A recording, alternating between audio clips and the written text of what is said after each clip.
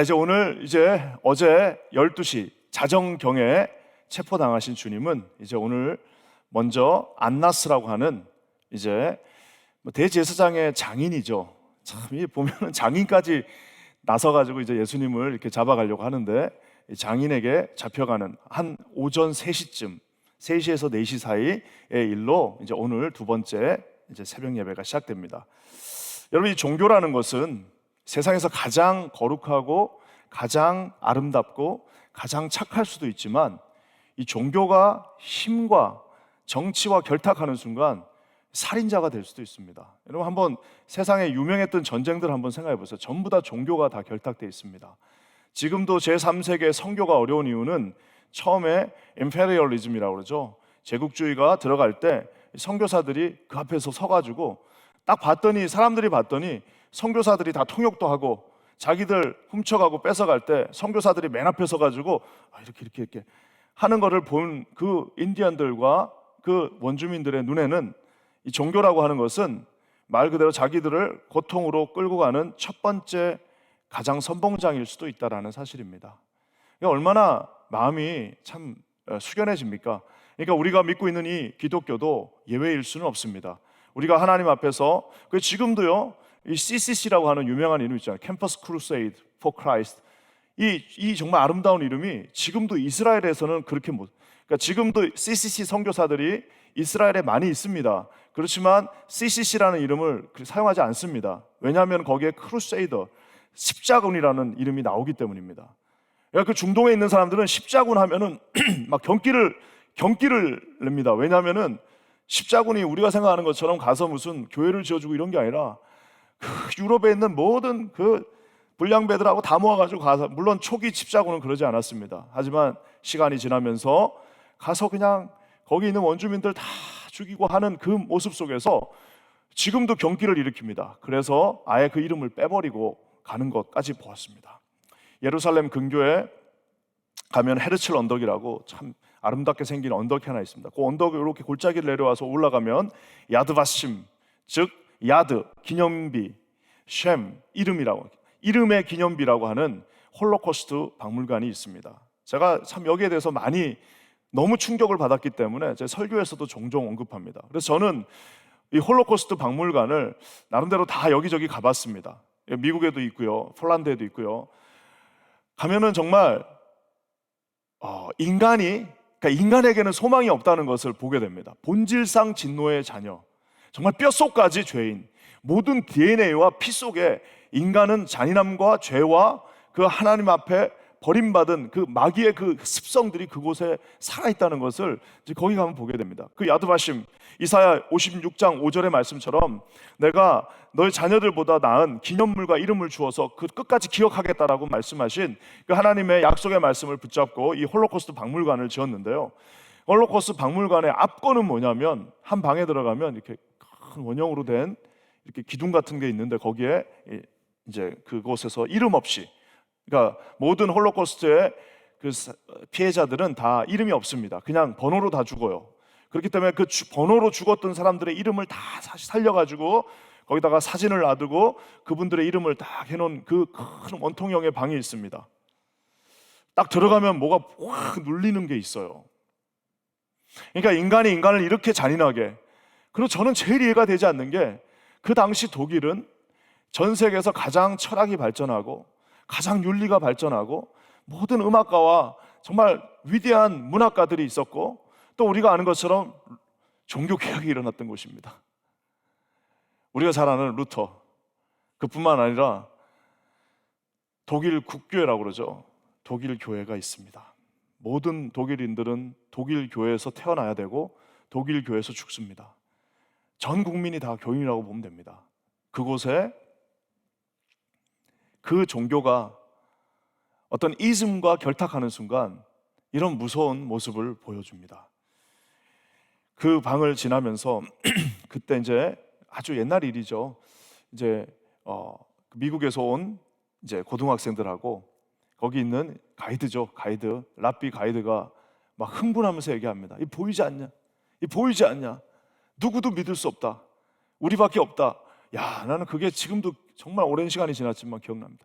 이거 봐라. 이 모든 이름들을 봐라.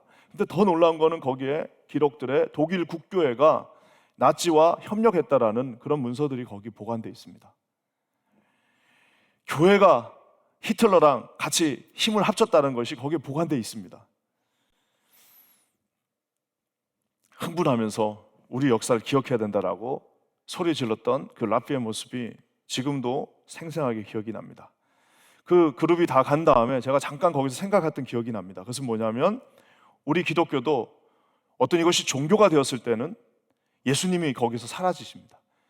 한 번도 예수님은 지금 이 자리를 비워본 적이 없어요. 지금 대제사장의 뜰에 예수님이 계십니다.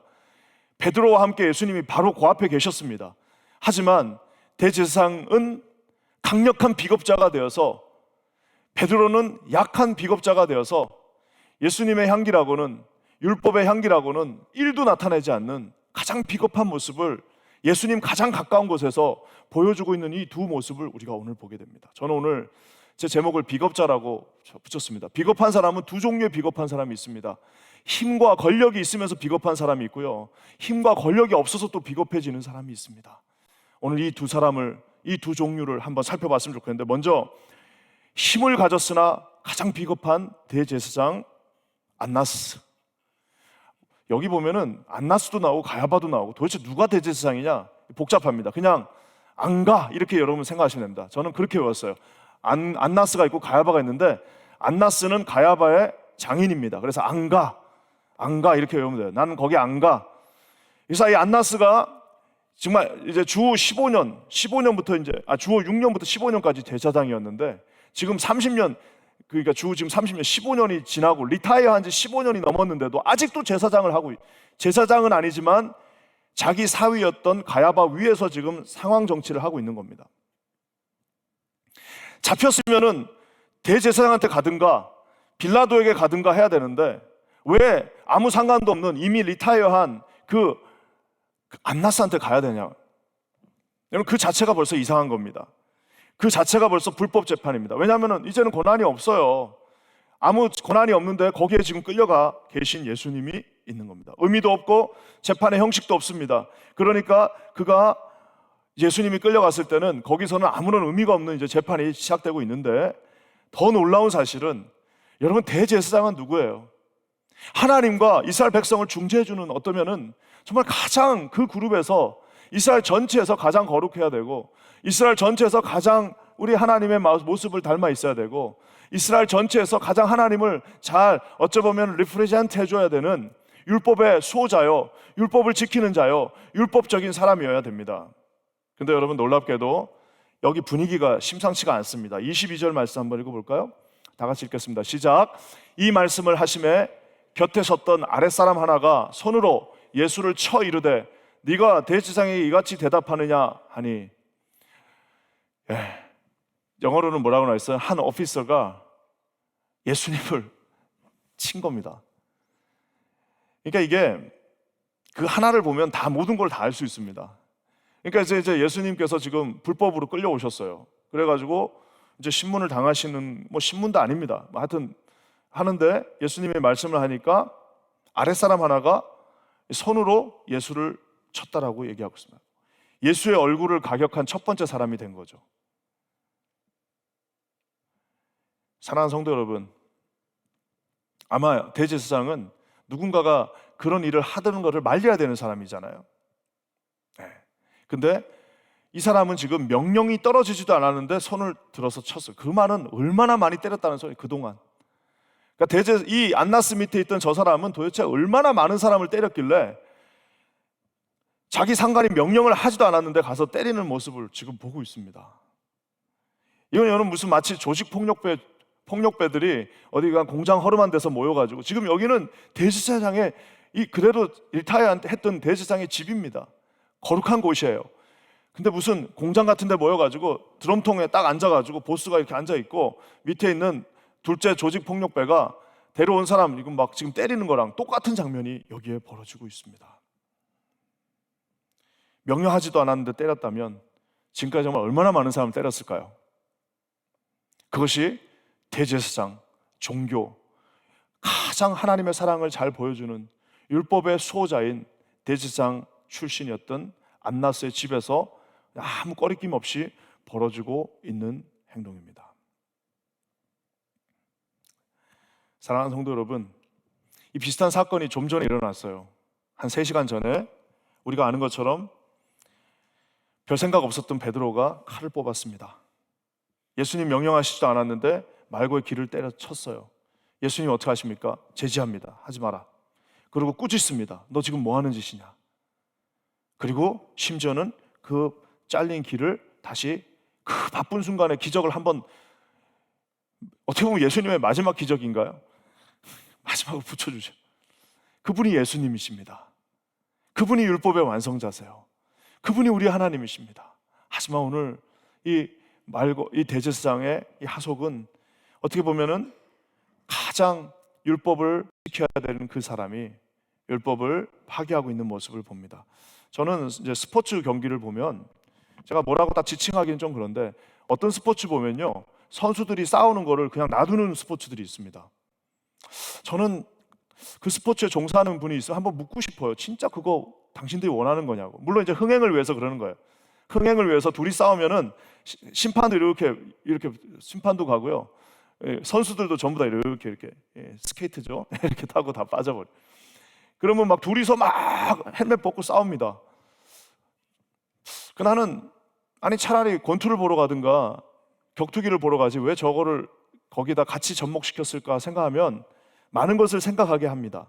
물론 뭐 팬 서비스 차원일 수도 있지만 자기는 지금 열심히 이걸 연습했는데 그 앞에서 이 관중들을 위해서 싸워야 되는 저 선수들은 도대체 누가 보호해 주냐?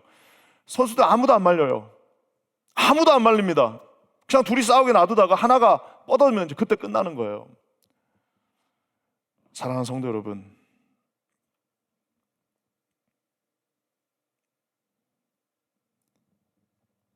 오늘 대제사장 출신, 하나님의 율법을 온 몸에 다, 심지어는 옷으로도 입고 있던 그 사람은 오늘 자처해서 율법을 파괴하고 있습니다. 그것도 맨 앞에서요. 그 아랫사람 하나가, 여기는 성경에는 아랫사람으로 나와 있는데, 예수님의 얼굴을 가격했던 그 사람은 참 어떻게 선택받아서 세상에 그러니까 하나님의 얼굴을 가격했던 첫 번째 사람이 된 거잖아요. 온 인류 역사상 하나님의 얼굴을 손으로 때린 첫 번째 사람이 이 아랫사람. 난 이 사람 진짜 궁금해. 나중에 어떻게 됐을까? 난 정말 이 사람이 회개했으면 좋겠어요. 난 정말 이 사람이 나중에 그 십자가 상에서 죽으시는 예수님을 보고 정말 마치 그 백부장처럼 회개하고, 하나님, 내가 당신의 얼굴을 친 사람입니다 하고, 이 유명한 소설 창이라고 하는 유명한 소설이 있습니다. 거기에 백부장이 주인공으로 등장하는데 그 사람처럼 정말 이 사람이 꼭 회개했으면 좋겠어요. 만약 회개하지 않았다면 예수 그리스도, 온 인류의 메시아, 하나님 천지 창조를 하신 그 하나님 삼위일체 하나님의 얼굴을 처음으로 친 사람이 바로 이 사람입니다. 사랑하는 성도 여러분, 하나님이 계시지 않는 종교는 이렇게 변합니다. 우리 가운데 혹시라도 예수님이 우리 가운데 계시지 않고 성령께서 우리 마음에 없으면 사람 진짜 예수 믿는 사람처럼 차가운 사람 없습니다. 예수를 믿어도 얼마나 차갑고 냉정한 사람들 많은지 모릅니다. 눈물 한 방울 없어요. 피 한 방울 따갑지 않습니다. 사랑하는 성도 여러분, 하나님의 율법이 구현되지 않는 곳은 오히려 그것이 폭력이 될 수도 있습니다. 저는 우리 퀸즈 한인교회 오늘 이 새벽에 여기까지 나와 이제 화요일날 나왔다는 소리는 이제 다 나오셨다는 소리예요. 이틀 나오면은 10일 나오게 돼 있습니다. 그래서 오늘 여기 다 나오신 분들 진심으로 축하합니다. 왜냐하면 이제 마지막 날까지 오실 수 있는 거예요. 보면 어제 왔는데 오늘 안 오신 분들 있죠. 그게 쉽지 않아요. 첫날은 어떻게 나오는데 둘째 날까지 나오는 거는 쉽지 않아요. 근데 이렇게 새벽을 깨워서 자신의 모든 의지를 동원해서 오신 여러분들은 예수님을 구하고 갈망하시는 분들입니다. 저는 여기 계신 모든 분들에게 오늘 그 얼굴을 때렸던, 어쩌면 그 대제사장의 모습이 아닌 그곳에 계신 예수님의 모습이 여러분과 함께 하기를 주님의 이름으로 간절히 축원합니다. 여러분, 이렇게 힘이 있어도 비겁해질 수 있어요. 하지만 힘없는 베드로는 더 비겁해집니다. 오늘 정말 쇼킹한 질문을 대제사장이 합니다. 이 질문이 참, 여러분, 이 대제사장이 지금 안나스가 2가지 질문을 하는데요, 이 질문이 참 묘합니다. 한번 읽어볼까요? 19절 말씀입니다. 한번 다 같이 읽어볼게요. 시작. 대제사장이 예수에게 그의 제자들과 그의 교훈에 대하여 물으니. 안나스가 두 가지 질문했습니다. 네 제자들은 누구냐? 혹은 저기는 그의 제자들이라고만 나와 있지만 저는 아마 이렇게 생각이 들어요. 너 제자들 몇 명이나 있냐? 치명적인 질문입니다. 제자가 최소한 12명은 있고 최소한 호산나 했던 수천 명도 있고 많은 여인들도 있고 제일 핵심 그룹 12명, 그 다음에 그 다음 그룹 120명, 또 그 다음 그룹 한 500명, 그 다음 그룹 해서 한 몇천 명 이렇게 있었을 거 아닙니까?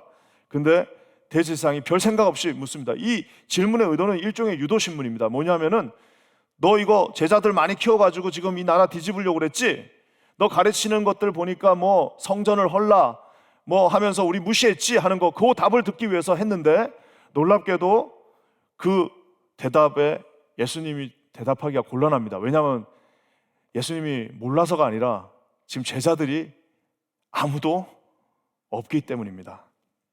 주님이 여기서 이렇게 대답하십니다. 21절 말씀 들어볼까요? 다 같이 읽게요. 시작. 어찌하여 내게 묻느냐? 내가 무슨 말을 하였는지 들은 자들에게 물어보라. 그들이 내가 하던 말을 아느니라. 들은 자들 누구예요? 제자들입니다. 내가 한 말을 내가 은밀하게 한 게 아니라 다 모두 다 있는 자리에서 우리 제자들한테 했으니까 제자들에게 물어봐라. 들은 자들에게 물어봐라. 제자들이 말해줄 것이다 라고 얘기했는데 놀랍게도 이제는 그렇다면 어떻게 돼요? 제자들이 와서 아니 우리 선생님은 이런 분입니다. 지금 당신들 뭐 하는 거냐라고 얘기를 해줘야 되는데 베드로는 그 자리에 있긴 있으나 이제부터는 놀라운 정말 말 그대로 인류 최대의 드라마틱한 배신 쇼가 벌어집니다. 물어봤던 사람들이 무슨 의도를 가지고 물어본 것도 아닌 것 같아요. 처음에는 여자가 묻습니다. 조그만 여자애 하나가 너 혹시 그 중에 있지 않았어? 같이 계셨던 분 아니세요? 라고 얘기하니까 나는 아니다. 두 번째는 이제 남자 종이 묻습니다. 아까 너 저기 예수님 옆에 있었던 것 같은데 나는 아니다. 결정적인 상황이 됐습니다. 그것은 뭐냐면 말고의 친척이 거기 있는 거예요. 어제 귀가 잘렸던 사람. 그러니까 아마 제가 볼 때는 거기 같이 간 것 같아요. 말고가 있고 말고 옆에 이제 사촌 동생 격 되는 무슨 말고니까 누가 있어야 되나? 소고가 있어야 되나? 하여튼 말고 동생이 하나 있었던 것 같아요. 사촌 동생이.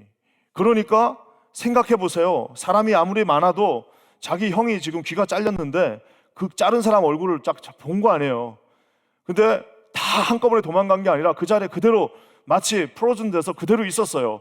예수님이 붙여주고 하는 장면을 그 바로 옆에서 보고 말고도 보고 자기 형 말고도 보고 베드로 얼굴도 본 그 친척이 나타나서 좀 전에 아까 동산에서 봤던 것 같은데 그 사람 아니세요? 라고 무슨 위협하는 것도 아닙니다. 그냥 살짝 한번 물어본 거예요. 한번 살짝 물어봤어. 어떤 신학자는 심지어 뭐라고 말하냐면 반가워서 물어봤다고 말하는. 아는 사람 만나고 아까 본 것 같은데? 하고 그래 물어본 거예요. 그럼 그냥 거기서 가만히 있어도 되고 그냥 이래도 되는데 굳이 베드로가 말합니다. 나는 아니다. 재밌죠? 대제사장이 묻습니다. 너 제자가 누구냐? 너는 제자가 몇 명이냐? 예수님이 말씀하십니다. 그 제자에게 물어보라. 마치 베드로가 듣고 있는 것을 감안하고 그러신 것처럼 숨어있는 베드로같이 뒤에 있지 않겠습니까? 대제사장이 묻습니다. 제자가 누구냐? 물어봐라. 그랬더니 저기 있던 그 제자는 나는 아니다. 나는 아니다. 근데 더 놀랍게도 그 모든 표현에 들어가는 게 있습니다. 제자 중 하나가 아니냐? 나는 아니다. 너도 제자 중 하나가 아니냐? 나는 아니다. 너가 예수와 함께 동산에 있는 것을 내가 보지 않았느냐? 나는 아니다라고 끝까지 아마 예수님이 들으셨을 만큼 부인을 하고 있는 모습을 보게 됩니다. 사랑하는 성도 여러분, 저와 여러분들은 이 둘 중에 하나를 살고 있습니다. 힘이 생기면 예수님을 비겁하게 외면하는, 힘이 없고 무기력한 상태가 돼도 예수님을 배신합니다. 그러니까 보면은 뭔가 잘 되면 잘 돼서 예수님을 배신해요. 안 되면 또 안 돼서 예수님을 배신합니다. 그러니까 보면은 얼마나 비겁한지 몰라요. 뭐가 잘 되면 안 될 때는 그냥 새벽에 나와가지고, 안 될 때는 기도 안 하셔도 된다고 그래도 그냥 나와가지고 그렇게 간절히 기도하면서, 하나님 정말 요것만 들어주시면, 정말 저 한 번만 이렇게 해주시면, 주님 저 한 번만 이렇게 살려주시면 내 평생을 이제는 예수님만 위해 살겠습니다 라고 그렇게 하나님 앞에 기도했는데, 그거 하나님이 딱 열어주시면 어떻게 되는 거예요? 그때부터는 이제 또 언제 그랬냐는 듯이 비겁한 모습을 보이는 힘 있는 자들, 대지상의 모습이 우리 가운데 있습니다. 또 그 반대요. 사람이 연약해지려면 한도 끝도 없이 연약해집니다. 젊은 자기 딸뻘도 안 되는 젊은 여종이 아까 거기 있었던 것 같은데 그 한마디 들으니까 나는 아니라고, 나는 아니다라고 하면서 그러니까 이 베드로의 모습은 3시간 만에 지금 칼을 든 자에서, 칼 앞에서 200명 앞에서 칼을 든 사람이 지금 작은 여자 앞에서 자기의 입을 내리고 있습니다. 칼을 들고 막 싸우겠다고 했던 그 사람이, 심지어 칼을 들고 그 귀를 잘랐던 그 용맹했던 사람이 그 작은 말 한마디에 자기의 입을 완전히 내려버리는, 정말 이 안타까운 모습을 보게 됩니다.